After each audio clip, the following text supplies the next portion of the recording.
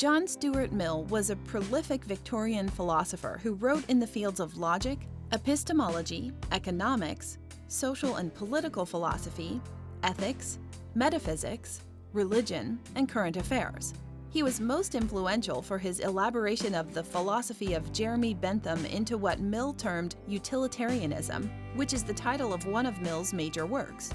Additional major treatises include A System of Logic, Principles of Political Economy, On Liberty, The Subjection of Women, 3 essays on religion, and his Autobiography.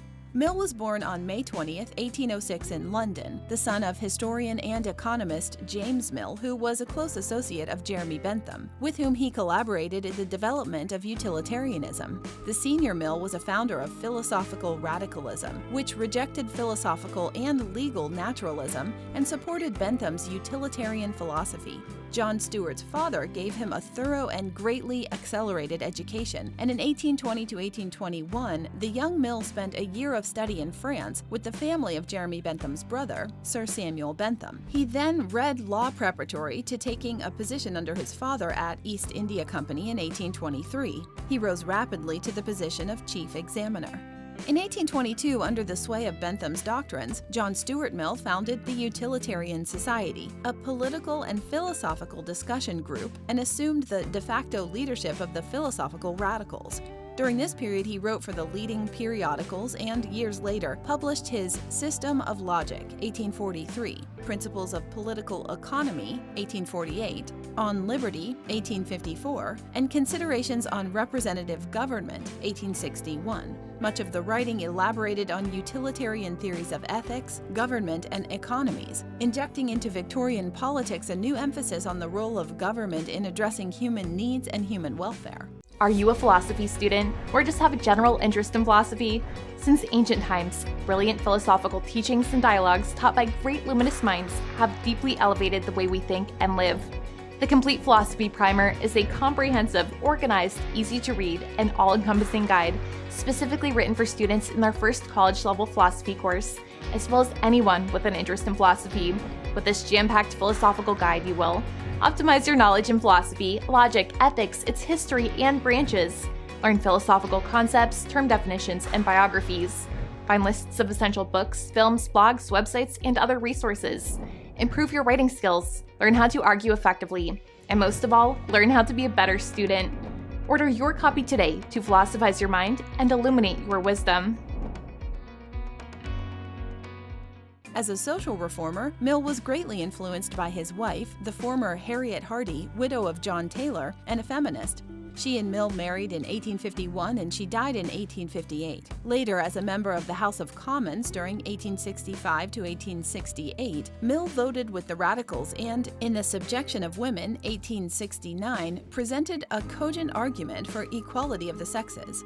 Mill retired to Avignon, France, where he completed his Autobiography, which revealed both his unorthodox education and the emotional toll of his intellectual exertions. The book was published posthumously in 1873, his having died on May 8th of that year. Of his primarily philosophical works, his first major book was his 1843 A System of Logic, which is a key contribution to the philosophy of science and is an empirical justification for Mill's own moral philosophy.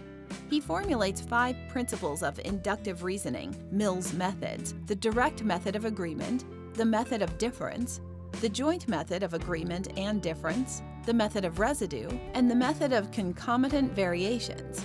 In 1859 came his iconic On Liberty, in which Mill defines the nature and limits of the power that society may legitimately exercise over the individual.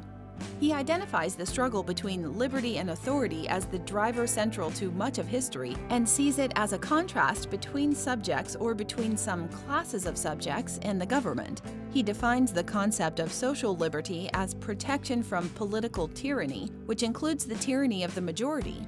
Liberty itself is the right of the individual to be free to do what he or she wishes, providing that it harms no one. This liberty extends to freedom of speech, which Mill argues is essential to advancing society. His confident belief is that the public will ultimately filter the wrong and the harmful from speech.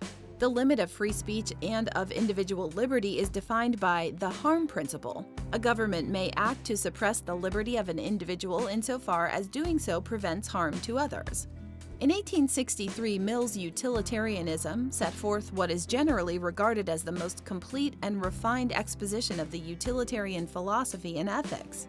He not only defined the philosophy, but argued that it was, quite simply, the best theory of ethics, and he set out to defend it against a wide range of attacks and criticisms. The book was instrumental in popularizing the utilitarian point of view and had great influence over political scientists, government, and politicians.